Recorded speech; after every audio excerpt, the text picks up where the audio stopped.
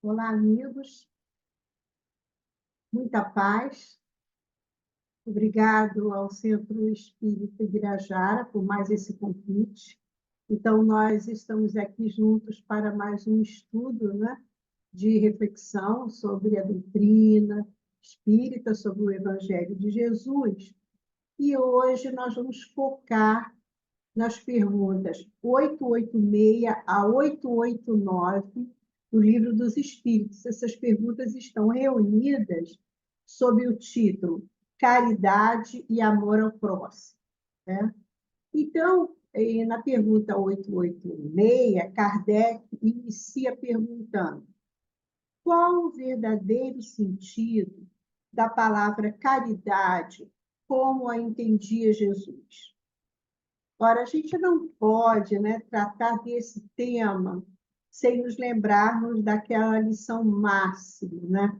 Daquela lição tão importante, daquela parábola que impactou, né? A história, vamos dizer assim, da humanidade, marcou a história da humanidade, que é a parábola do bom samaritano. Ela é tão importante, né, a parábola do bom samaritano, que mais de 2000 anos, né, que nós já temos, né, de cristianismo, existem no mundo milhões e milhões de instituições, igrejas e hospitais, e centros espíritas, e ONGs, escolas, que têm esse nome de bom samaritano, em referência mesmo à parábola de Jesus.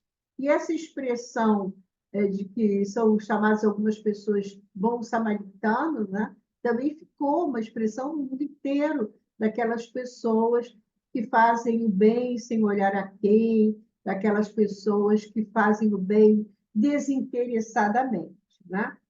Então, nós sabemos que os judeus e os samaritanos, na época de Jesus, até hoje, existe nesse momento não, mas naquela época, uma rivalidade. Assim, eles tinham uma diferença de interpretação das leis, lá das escrituras, e os samaritanos ficavam lá na Samaria, os judeus aqui, dificilmente se encontravam ou se falavam. Jesus quebrou um pouco desses paradigmas, não é?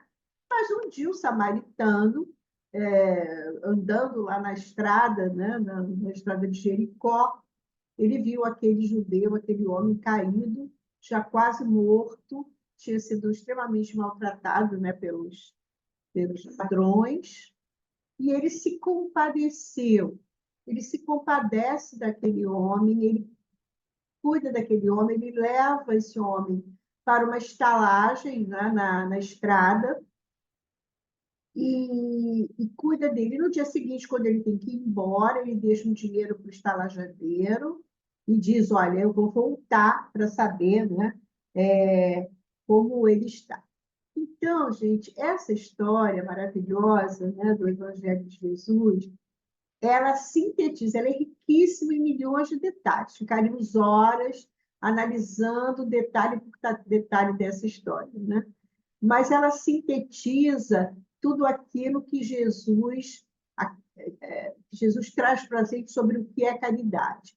E também ele diz, né, ele traz o que ele quis dizer sobre o próximo. Quem é o nosso próximo? Porque um dos discípulos falou assim: mas mestre, quem é o próximo? E depois, no final da parábola, ele pergunta: quem é o próximo daquele samaritano? Quem é o próximo daquele judeu? Não é? Então, para dizer que todos nós somos próximos uns dos outros. Cada um de nós é o próximo do outro, porque somos todos irmãos. Né?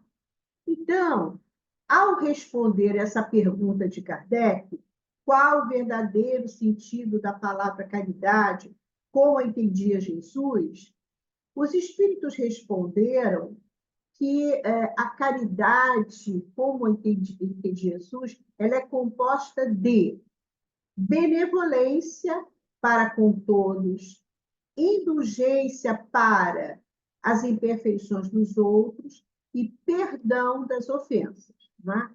Então, o que quer dizer um homem benevolente? é aquele que demonstra bondade, estima, respeito, empatia, quer dizer, ele se coloca no lugar do outro. E isso o samaritano demonstrou, né? Que ele era muito benevolente, ele se colocou certamente no lugar do outro quando viu aquele homem daquele estado, e não mediu esforços, nem dinheiro para ajudar. Né? E o que é um homem indulgente? Né? Aquele que está sempre propenso a desculpar, a perdoar, a tolerar ao próximo. E esse homem, esse samaritano, como ele teve tolerância, né, gente? Porque, olha, ele vivia naquela época que havia essa rixa, né? E o samaritano não passava para cá, o judeu não passava para lá, não se cruzavam.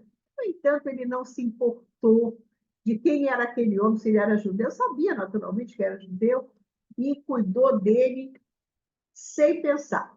Né? E mais um item, né, do que é caridade, né, como entende Jesus, é aquele que perdoa as ofensas. Então, é aquele que sabe que nós somos todos irmãos, é aquele que, diante de uma injúria, de uma agressão, ele é capaz de deixar passar, né? Aquele impacto daquela primeira, aquele primeiro ataque, vamos dizer assim. E aí ele vai trabalhando, né, no seu coração, vai vendo aquela. Vai cuidando daquilo tudo, transformando, para que aquilo não se transforme num sentimento negativo e ele possa perdoar, né? Então, gente, quando eu estava aqui lendo e escrevendo aqui para falar com vocês, eu me lembrei de uma viagem que nós fizemos no ano passado, porque eu fiquei lembrando de casos, né, de pessoas que elas são caridosas e tem todos esses ingredientes daquela caridade que a gente para e diz, meu Deus, o que é isso, né? Existe isso aqui na Terra, né? Então, nós estivemos numa excursão lá em Uberaba. E Uberaba era um sonho, né? De conhecer a casa do Chico Xavier, a terra onde ele viveu, Sacramento. Nossa, que lugar, foi uma coisa muito especial mesmo. E aí ficamos conhecendo em Uberaba uma instituição do Hospital do Fogo Selvagem. Então, ficamos conhecendo a história de Dona Aparecida Ferreira. Dona Aparecida, ela, em 1956, ela cuidava de uma ala de um isolamento do Hospital das Clínicas, lá em Uberaba, onde tinham 12, eles chamam de como é que se diz? Pessoas que tinham o fogo selvagem, né? Que é uma doença terrível. O corpo todo tem aquelas chagas, aquelas feridas imensas feitas queimaduras mesmo, e aquilo é uma coisa extremamente dolorosa, né? Então, Dona Aparecida, ela um belo dia, o hospital diz que que o hospital não ia poder mais abrigá-los, e ela fica assim, mas como é que nós vamos fazer, né? Como é que vai ser? E aí, eles não tinham para onde ir, uma situação muito difícil. E aí, Dona Conceição, Dona Aparecida, sabe o que faz? Leva eles para a casa dela, mesmo tendo muitos problemas familiares por causa disso. Ela leva esses doentes, essa situação toda para a casa dela, porque ela já tinha isso, essa coisa de acolhimento, de acolher pessoas com fome, com uma série de problemas. Ela era uma pessoa extremamente acolhedora, né? Acolhia e fazia essa caridade. E aí ficou cuidando, num lugar mínimo, uma situação difícil, mas ela foi cuidar deles, né? Não deixou eles irem para a rua, para onde ir. E aí a cidade começou a entender que ela precisava de ajuda e algumas coisas foram sendo feitas, realizadas, encontraram lá um espaço. E ao longo dos anos, a própria imprensa foi ajudando, quando o pessoal de São Paulo soube, foram. Enfim, hoje é um hospital que está lá, que nós fomos até lá, do fogo selvagem, que é uma doença, graças a Deus, que eu acho que está se tornando extinta, mas tenho um trechinho de um jornal que diz assim: a Aparecida não consegue viver só para os doentes. Ela começou a recolher os necessitados de comida, os necessitados de afeto, então ela foi ampliando de tal maneira que aquele hospital, aquela instituição, ela oferecia vários serviços para a sociedade. Então, eu fico imaginando como uma pessoa tão simples, tão humilde, tão pobre, não é? Por aquela iniciativa de caridade, como é que hoje, quando nós chegamos lá, anos depois, tem aquela instituição tão grande com todo esse serviço, como ela foi inspirando, né? Todas as pessoas para esse cuidado. Então, Kardec, ele ainda pergunta, né? E aí, Kardec também ele faz o seguinte comentário, olha só, ele faz esse questionamento. Mas olha só, Jesus também disse, olha o que ele coloca. Ele está falando, né, da caridade e tal, mas ele faz a seguinte pergunta. Mas Jesus também disse, amai mesmo os vossos inimigos. Aí Kardec fala assim, ora, o amor aos inimigos não será contrário às nossas tendências naturais e a inimizade não provirá de uma falta de simpatia entre os espíritos? Kardec diz, nossa, mas amar os inimigos. E aí os espíritos dizem assim, certo, ninguém pode votar aos seus inimigos um amor terno e apaixonado. Não foi isso que Jesus entendeu de dizer. Amar os inimigos é perdoar-lhes e lhes retribuir o mal com o bem. O que assim procede se torna superior aos seus inimigos, ao passo que, abaixo deles, se procura tomar vingança. Então, os espíritos colocam né, que amar os inimigos é perdoar-lhes e lhes retribuir o mal como bem. E aí eu fiquei pensando, nossa, meu Deus, como é difícil, né? É muito difícil. Mas aí eu me lembrei daquela coletânea de preces que Kardec escreve, né? Monta, né? Organiza. No último capítulo do Evangelho, aquela coletânea de preces espíritas, que Kardec sugere, aquilo é uma maravilha, ele sugere as preces. Então, tem um momento que ele sugere as preces pelos nossos inimigos e pelos que nos querem mal. Então, eu fiquei pensando numa situação tão difícil dessa, em que a gente se vê diante de uma situação dessa, de uma pessoa, ou de alguma coisa que fizeram com a gente, e a gente não quer criar aquela negatividade contra.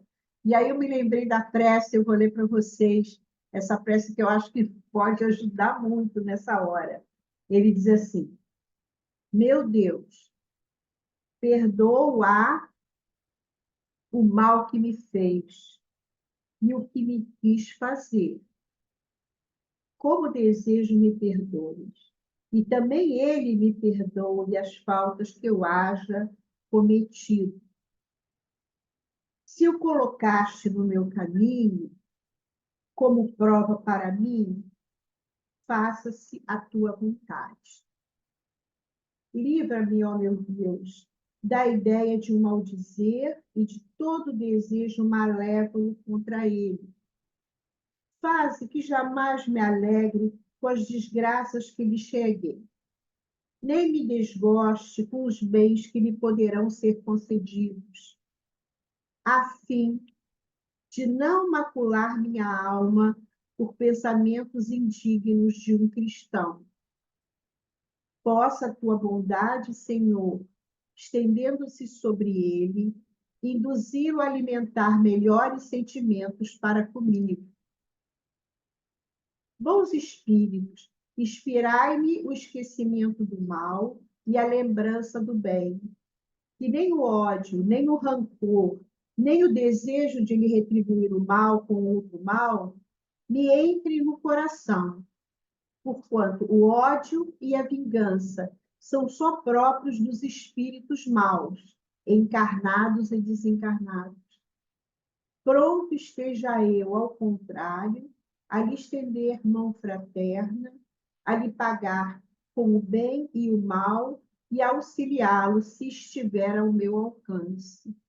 A prece continua e fica assim meio como um trabalho de casa para a gente poder, para vocês poderem ver como é bonito e como é bom, né? A gente ter, imagina quando a gente lê isso, a gente vai começando a aclarar, inclusive a nossa cabeça, vai abrindo o nosso coração, a nossa consciência, vai melhorando, né, a situação para que a gente não crie aquela situação tão negativa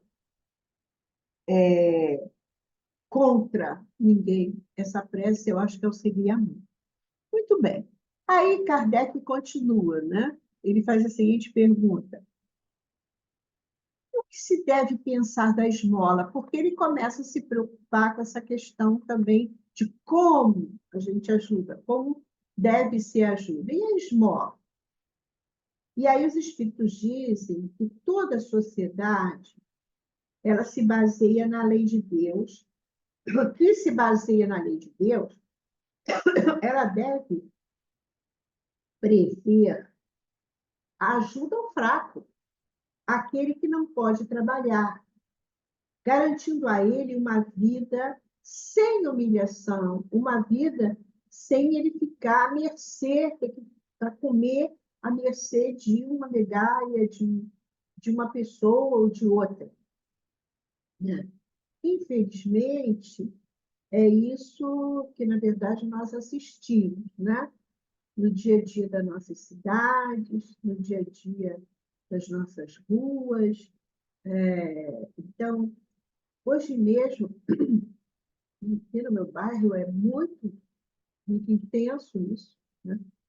Você vai andando, você vê todo tipo de necessidade, de dificuldade, de problemas humanos, de problemas morais.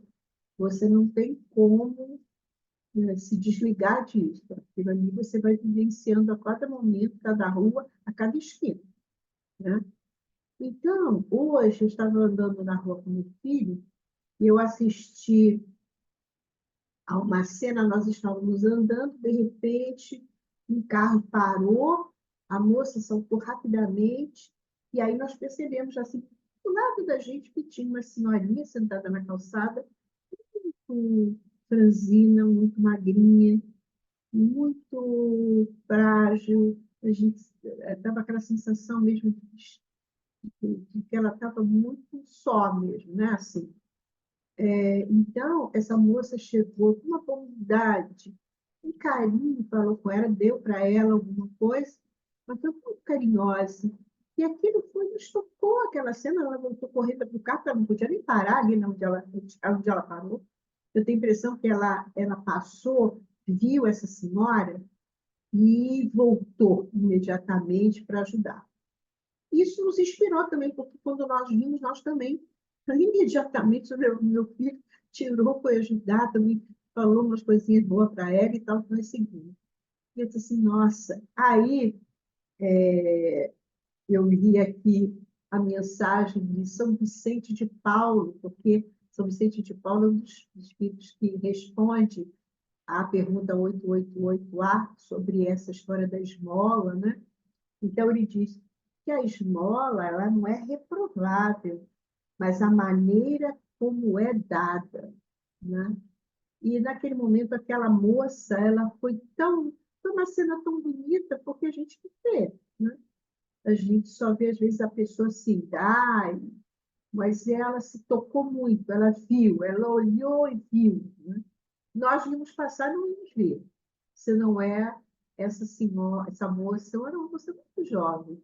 Ela parou o carro do jeito que ela parou lá na rua, nem podia parar, um lugar muito complicado, mas ela desceu e foi muito carinhosa, muito bondosa. E aí, eu estava lendo aqui o São Vicente de Paulo falando sobre isso, que a esmola ela não é reprovável você ajudar o outro, é a maneira como você vai ajudar, sem humilhar, sem diminuir, porque a pessoa já está ali, imagina, naquela situação tão difícil, não é? E eu acho que tanto a atuação dela como a nossa, porque nós nos inspiramos imediatamente nela. O meu filho voltou rapidinho e eu acho que foi um bálsamo diante dessa vida dela, né? Tão difícil. E São Vicente de Paulo é também um personagem, né? Ele foi um grande, ele é um dos luminares da doutrina espírita. Ele é um desses espíritos que Jesus falou, vai lá e contribui. Deixou mensagens maravilhosas. São Vicente de Paulo, ele era, é, ele foi conhecido, né, na história como o pai dos pobres.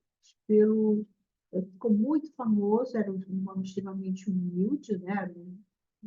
Ele era um religioso extremamente humilde e ele vivia mesmo para os pobres, né?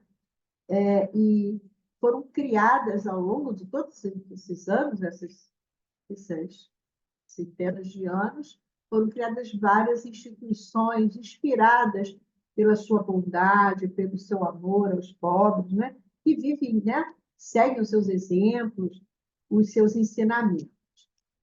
E, falando sobre isso, falando sobre São Vicente, a gente lembrou o seguinte: todos que realizam, né, essas atividades de assistência a essas pessoas muito, muito, muito carentes, nessas situações emergenciais, em situações muito complicadas mesmo, porque essas pessoas estão em situações assim, desesperadoras mesmo, elas costumam se deparar com situações difíceis, de impaciência, de agressividade, xingamentos e total falta de gratidão. Assim, não há gratidão. Muitas dessas pessoas já perderam, não têm assim, um mínimo de educação, já perderam qualquer noção de gentileza, elas precisam atender às suas necessidades imediatas, e nessa altura elas vão passando por cima, uma situação que já assistimos muito isso, né? Então, o Chico Xavier, ele conta que, diante dessas situações, São Vicente de Paula,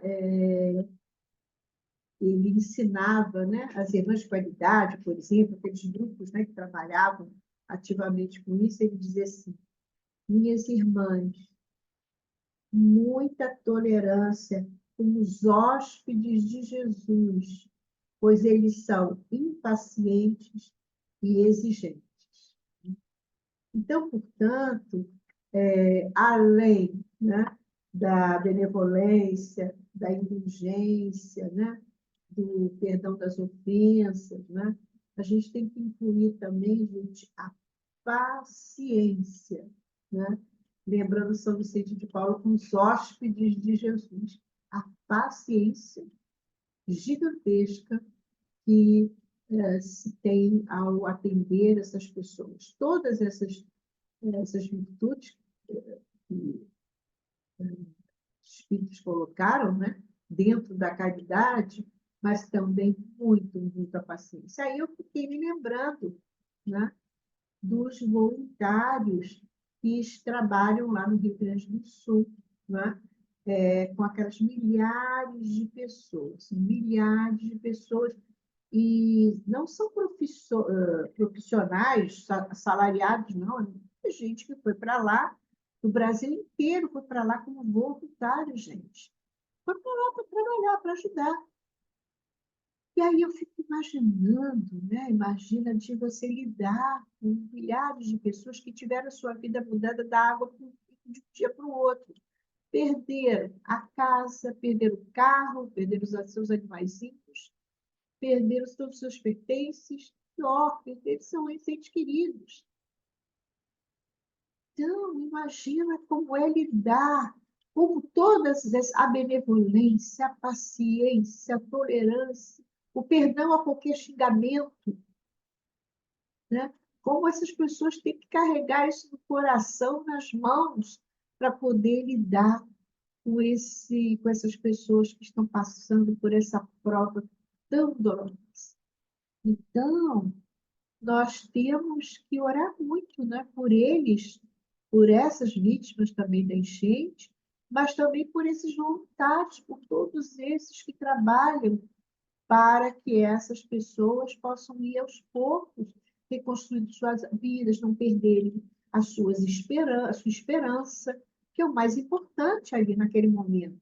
É fazer com que as pessoas continuem a pensar que a vida continua, a pensar que tem um futuro, que daqui a pouco vai começar a reconstruir, e tudo bem, e daqui a pouco a vida continua. Porque isso é o mais importante, é manter essa esperança. E, para isso, quem lida com essas pessoas tem que ter isso. Uma imensa paciência, uma imensa indulgência, uma imensa benevolência. Tudo isso que é a caridade, como Jesus pedia, né? E o perdão para toda. Outro dia eu ouvi falar que uma pessoa agrediu a outra. Você não sabe o que nós estamos passando, começou a gritar. Então, você tem que ter realmente muita paciência, porque as pessoas estão passando uma situação inimaginável, né? Então, nesse momento, né, que a gente está precisando, né, olhar e ver como aquela moça do carro, ela olhou e viu, né? Ela olhou e viu. Então, nós precisamos também olhar e ver o nosso próximo, mesmo que ele esteja muito distante, né? E que ele esteja lá do outro lado do mundo, ele é o meu próximo, né? Ele é o meu irmão. Então, nós trouxemos aqui para vocês o texto de Emmanuel, desse livro, O Evangelho de Emmanuel, que tem uma página do Emmanuel chamada O Próximo. Então, diz o seguinte: o próximo, em cada minuto, é aquele coração que se acha mais próximo do nosso, por divina sugestão de amor, no caminho da vida. No lar, é a esposa e o esposo, os pais e os filhos, os parentes e os hóspedes. No tempo do trabalho comum, é o chefe e o subordinado, o cooperador e o companheiro. Na via pública, é o irmão ou o amigo anônimo que partilham conosco a mesma estrada e o mesmo crime. Na esfera social, é a criança e o doente, o desesperado e o triste, as afeições e os laços da solidariedade comum. Na luta contundente do esforço humano, é o adversário e o colaborador, o inimigo declarado ou oculto, ou ainda o associado de ideais que simbolizam nossos instrutores. Em toda parte, encontrarás o próximo, buscando-te a capacidade de entender e de ajudar. Auxilia-o com aquilo que possuas de melhor. Os santos e os heróis ainda não residem na Terra. Somos espíritos humanos, misto de luz e sombra, amor e egoísmo, inteligência e ignorância. Cada homem, na fase evolutiva em que nos encontramos, traz uma coroa incompleta de rei e uma espada de tirano. Se chamas o fidalgo, encontrarás um servidor. Se procuras o guerreiro, terás um inimigo feroz pela frente. Por isso mesmo, reafirmou Jesus o velho ensinamento da lei: ama o próximo como a ti mesmo. É que o espírito, quando ama verdadeiramente, encontra 1000 meios de auxiliar cada instante.